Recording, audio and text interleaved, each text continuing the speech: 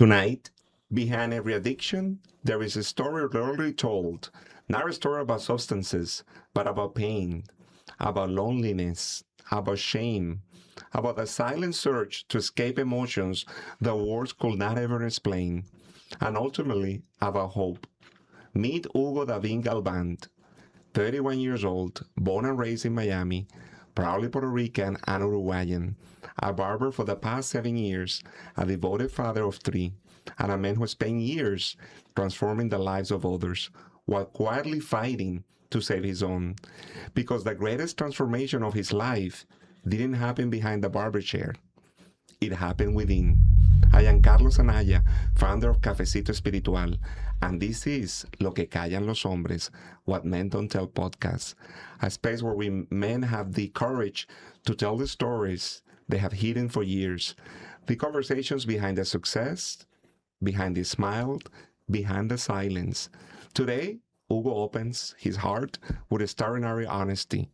He shares the emotional wounds that addiction could never heal, the moment everything fell apart, and the path that led him toward recovery, faith, fatherhood, and a new beginning. Together, we explore the hidden realities of addiction, masculinity, vulnerability, identity, and the lifelong journey of healing. Because recovery is about far more than putting down a substance. It is about facing the man in the mirror, healing what was broken, learning to feel again, and discovering that the opposite of addiction isn't simply sobriety, it is connection. This is Hugo David Galván, this is his story, and this is Lo Que Callan los Hombres, What Men Don't Tell. Hugo, wow, thank you for trusting us in Lo Que Callan los Hombres. Why you chose this platform to speak your truth? Well, I chose this platform because, first and foremost, I know we're good friends. Been friends for a couple years now, Yes. and you know, I've seen some podcasts before, and I see you guys get into real life situations, real life people, and I'm you find a lot of courage in the stories, and it's nice to see that there's also a podcast not just for celebrities and massive artists, but for the day-to-day people, you know. And I like, for me, a successful person is someone that is able to transform their pain into something productive. And for me, you are a successful person because, Thank you. celebrities, they have a script and they know what to say. But the Right. real human aspect of a person like you, for me, that's the definition of success. And for that, I honor you for being Thank you. here today to speak your truth and to give you the platform to speak about your own recovery. So, who were you before the addiction entered your life? So to be honest, I was a good son. I was a good son. I had, two younger siblings. I had my mom and my dad. I had the greatest parents ever lived. And I wasn't a straight A student, but I was I did good enough. I was a CB student or a BC student, and I was very smart. My behavior just slowly started to shift as the years from elementary to middle school. And middle school came around, and I just remember I could look back at my life and see where things, little behavior patterns, just like the tension, and like the way attention made me feel. And I'm not saying my parents gave me attention, and I have my two younger brothers, but attention did something for me, and I tried to chase it, very early on. And I just remember in middle school, I would see like like growing up in Miami, I obviously had a attraction to women, to girls, and at the time I'll see like the prettiest girls with like the coolest kids, right? And the coolest kids were doing bad things, negative things, right? And it's looking back, it was never like the kid that it was never the coolest kid was never the the jockey, or it was the kid who was doing the most bad things, like smoking or skipping school or getting into fights. And I was like, well, I have to do that to get these pretty looking girls. And so it was definitely a peer pressure to start an addiction, to start smoking or drinking was a peer pressure for you. Yeah, it was To fit into a society. Yeah, and as early as middle school too. Okay. Like, it was not like, oh, high school. No, we're talking about what, 11, 12, 13 years old. And I'm glad you bring this up because, every parent that is listening to this conversation, the pressure to fit in creates an addiction in your case, correct? Right. Pressure to fit in. Correct. The culture. Because, and even at that early on, like, nobody has a job. Mm-hmm. Nobody has, a car. Nobody has anything. So it was material things like, oh, the kind of shoes you had, or, but stuff like that. And at that age, you start to, like, your brain starts to care a lot about what people think. It starts to develop a greater bit of more fear, more, oh, what do people think about me? And which also has to do with lack of self-esteem, because when did the addiction hit off? Tell me when was the first time that you knew that you were an addict? Well, looking back, right? Mm-hmm. Some people would say, oh, I remember my first drink. Mm-hmm. I'm one that can tell you I don't remember my first drink. Okay. But I could tell you by 8th grade, I was I was already like snorting Xanax, and I do remember the first time that I drank a Four Loko when I had caffeine. And I just remember I was with my friends, and this is still middle school I'm talking about. I'm not even in high school yet.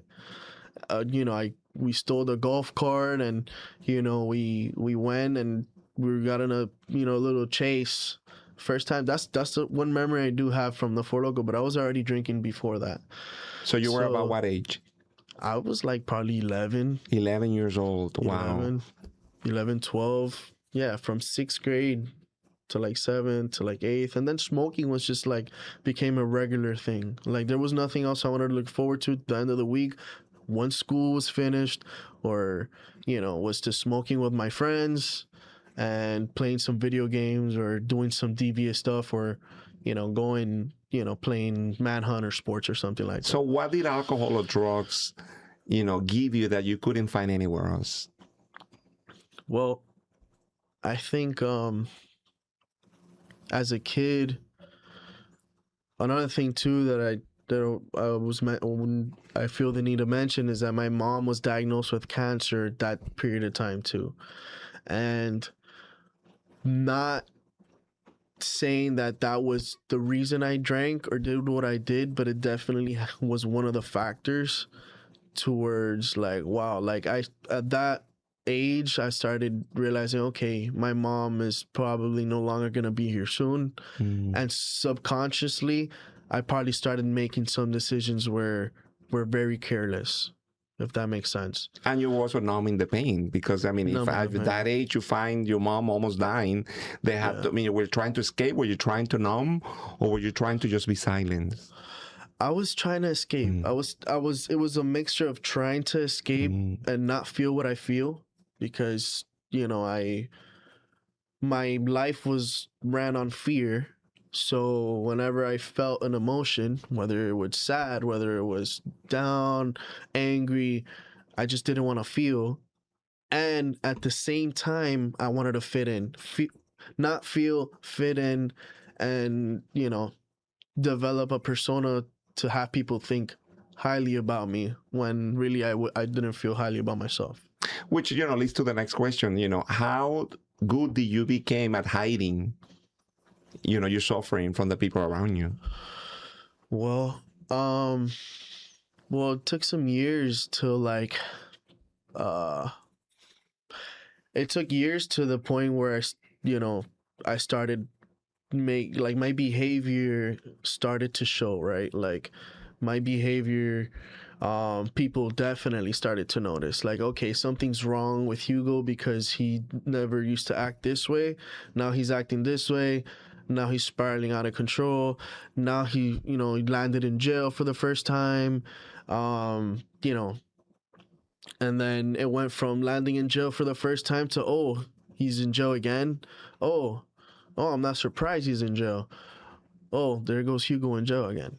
So, well, and that was the pattern. That was the beginning of a very dark, path. And it's interesting because an addict end up in three places when the person is not in recovery. They end up in jail, they end up in the hospital, or they end up in death. Right. So you already end up in jail. I assume you haven't been in the hospital yet. Well, I would end up in the hospital for probably getting jumped or stuff like that, but not for like a serious health issue until I ended up getting Baker Act at one point in my life or whatnot. But yeah, I mean, joined the gang very early on, and that made a big impact in my life too. So why so many men struggle in silence? What is the cry for help? The cry for help, when you reach to a point where nothing works, when the drug and the alcohol just doesn't work anymore, and besides, the drug and alcohol not working anymore, when you reach such a low point in your life that you're like, all right, like, they call it on the edge, like in the big book, like this is, next step is just, killing myself. And death, which is the last resort, right? Which we don't want you there. Right, of course. But it takes you to and a very dark place, and drugs and alcohol were a symptom of the problem that I really had. I had a void inside, and I was basically detached from my creator, whom I call Jesus Christ, and to me, you don't realize what the problem is till you get to a point where you're like, oh man. And then I came across, Alcoholics Anonymous, man, and they started saying their problem, and it was very similar to mine. And then they say, admitted I was powerless over alcohol, that my life had become unmanageable. I related to that, but I never knew I had a problem. You would think, 10 times in jail, you would have a problem, mistreating, the world, you know what I mean? Just completely careless, those actions, if you look back, it's like, damn, I definitely have a problem. Like there's no way, and normal people don't act that way. Normal people, and it's a vicious cycle that you go on to bitter ends, and by the grace of God, he reaches out, and you got to put in the work. And looking back, alcoholism is also a transgenerational disease. It affects not only the person that has the addiction, but also everyone around it. They say that an addict affects 14 people around them. Do you think this was just transgenerational, or there was a condition in your family that someone had an addiction to? Well, looking back, I was, I don't know too much of like my great grandparents or anything like that, but I know that at least on like my mom's side, there's definitely been I can see alcoholism there, but I can't tell anyone they're an alcoholic or anything like that. But I never to a degree where I would say I might have taken it. You know what I mean? Like well, at least the consequences that I went through. Yeah, more or less. So now with all these addictions, what do you think is it that men don't tell? What is it, lo que callan los hombres? What do you think makes it so hard? What is it that men don't tell? Well, we live in a society where people just judge, and it's this, and and everybody's their own judgy character, and there's nothing wrong with that either. I mean, we're all basically judges, you know, and people, they judge who they want to bring their kid around. They judge, you know, and some people are right, some people are wrong, right?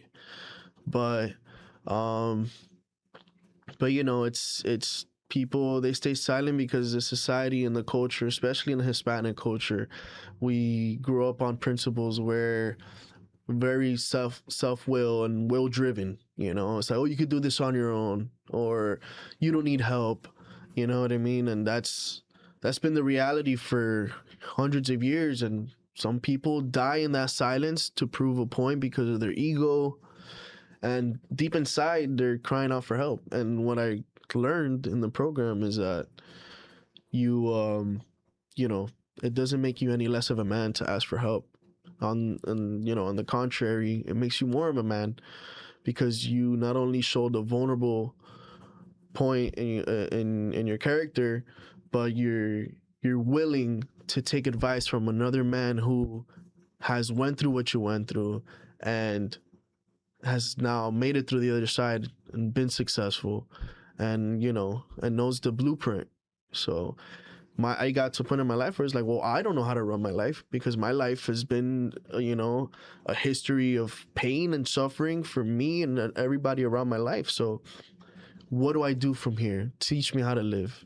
And, you know, there's people, thank God there's people like people in AA where, you know, they reach out, they go to treatment centers, they go to hospitals and institutions, and they, you know, they don't get paid to do what they do, but they realize that the only way they stay sober is if they help the other alcoholic, which is what our motto is, you know, because be very selfish thing to just keep what we have, and just not share it with. So do you think pride, ego, or shame delayed the recovery process, or it's a combination of those three things, ego, shame, and pride, from a man perspective?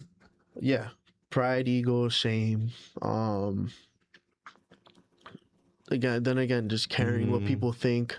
You know, and that, and all of it, it's a lie, right? Like ego, pride, like, you know, at the end of the day, like, I remember there was a period of time where I had relapse. I didn't want to go back into the rooms because of the shame and the guilt, and I felt like everybody was judging me. But in all reality, like, people have so much stuff going on with their lives, and unfortunately, not saying that people, not everybody like is careless, but a lot of people don't care that much, you know. And like, it's a sad but honest thing. Like, they have so much stuff going on in their life, and you know, when you realize that people don't think about you as much as you think they think about you, it's a little one step forward.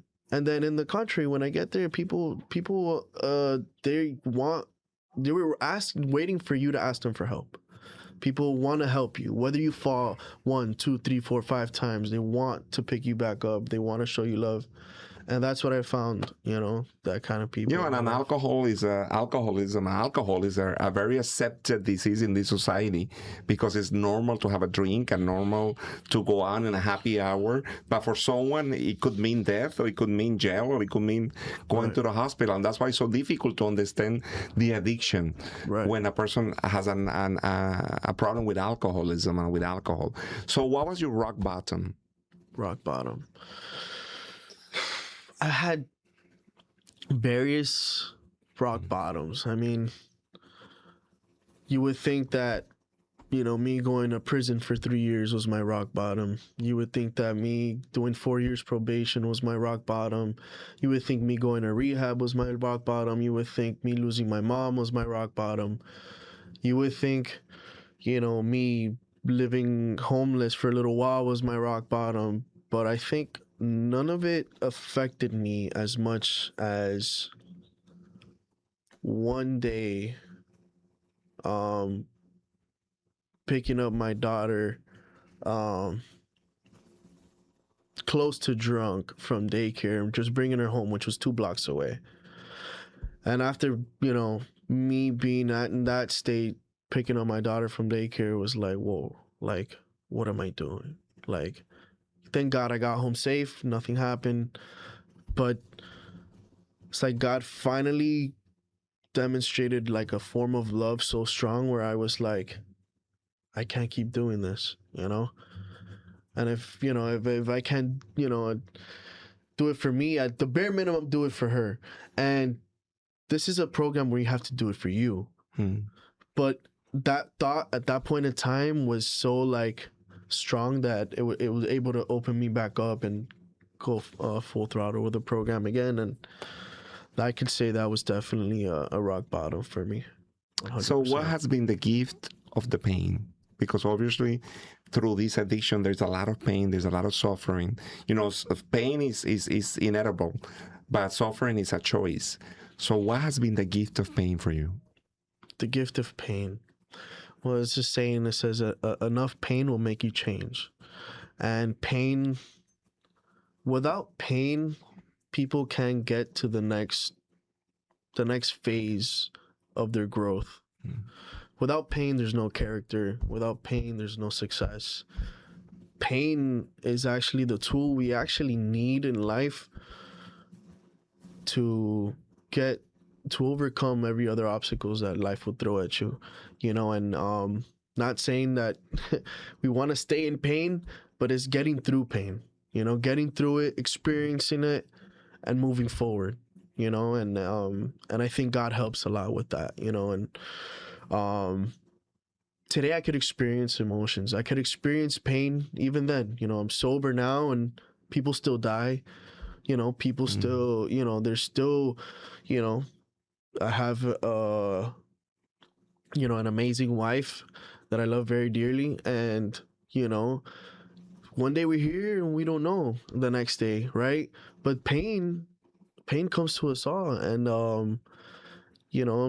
my dad, who's never done anything bad in his life, he almost lost his son. My little brother almost died. Like life still is gonna happen, but it's how you deal with it, how you react to it, and how you respond to it.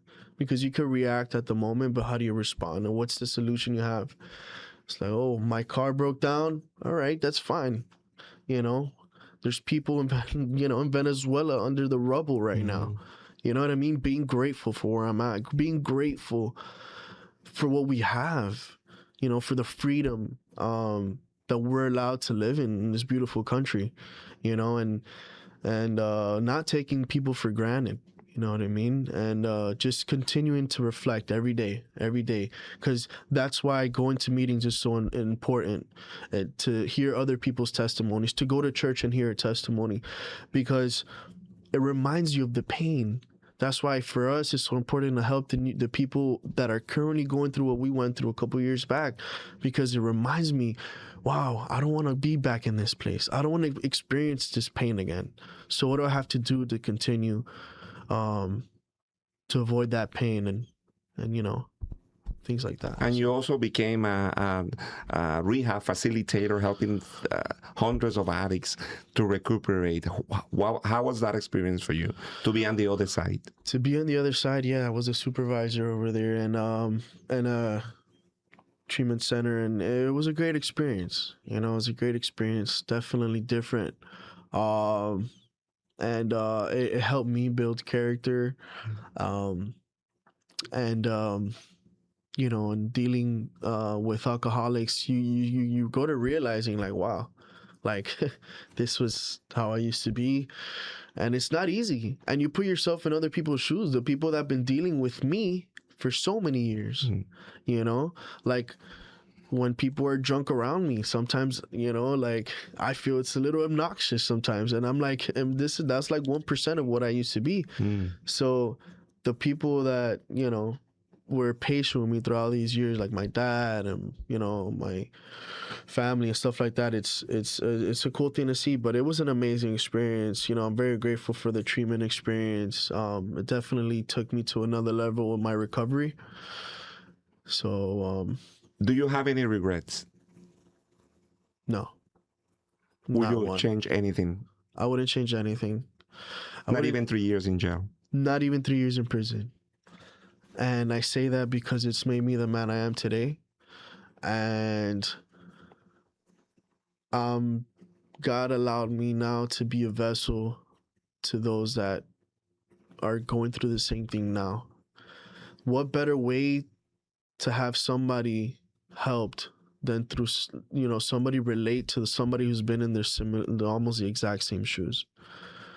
And not saying people can't help other people that haven't been in prison or anything like that, but when you have somebody that's been there, that knows the darkness, that knows like what it is to see people get stabbed every day and crazy stuff like that in the prison system, and get out and make it to the other side, it gives them a little bit more like trust, maybe like a little more like, oh man, like and people listen, I have the appearance a little bit, and God knows why he does things, man, so and at-risk kids that are going down the same path, they listen to me before they listen to somebody else.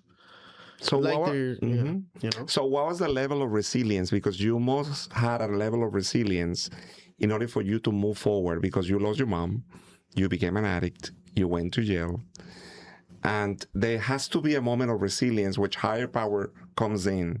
When did higher power came and say, you know what, I'm going to take care of you? So that's a good question. For me, my God has been there even in my disobedience. So even when I was in the street, even when I was, in prison, even when I didn't even want to know nothing about him, he was there for me. He took care of me, and it wasn't in, when I was in prison, I started getting closer and closer and closer. But then what AA taught me was putting to practice what my faith, and being an example, the discipline aspect. So, I mean, I could name 100 moments where God's like spirit came and definitely, revealed himself to me. But man, it's been years worth of accumulation. I just think that over the years, he started giving me more wisdom, started maturing, gave me a family. And he said, I think now you're ready. I think you start giving a little bit here, a little bit there.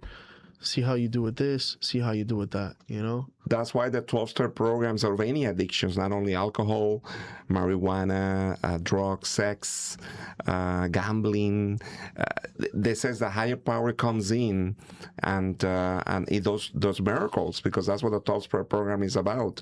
Right. The higher power comes in to take care of my life, because my life became unmanageable. And so you shifted and you took a different direction, and you got married, you have a healthy life, you're moving forward. What will be your legacy 20, 30 years from now? 20, 30 years from now. My legacy, for me, what I would want people to remember me by is, to me, the coolest legacy is, wow, the person who helped the most people, to me. That my daughter, my kids tell me, wow, my dad helped a lot of people. To me, that is enough for me, I used to think the coolest guy was leaving 5 houses, 4 Ferraris for their kids, and a lot of generational wealth. But to me, if I could, not saying there's nothing wrong with that either, but if I can leave a legacy of mental and spiritual growth in my kids and every person I touched, to me, that's worth more than anything. And I think you have reclaimed your dignity, and I think you have become a man of character. And through the years that I know you, I admire you and I honor you that you spoke freely about the addictions, and that you are a different man, and that you chose a different path. And I also want to tell you that publicly, that I admire you, because I've seen how you have grown into the fullest version, or the biggest version that you held about yourself. And for that, I honor you, and I send you all the blessings for an amazing future. My eyes get so burned because your future is so bright that it burns my eyes. So I want to tell you that thank you for the amazing work that you have done. And if you like this conversation, if you think that someone needs this podcast, please share it, because there's a lot of men in silence out there. So thank you once again. And I honor your presence, and thank you for being in Lo Que Callan los Hombres. We'll see you next time.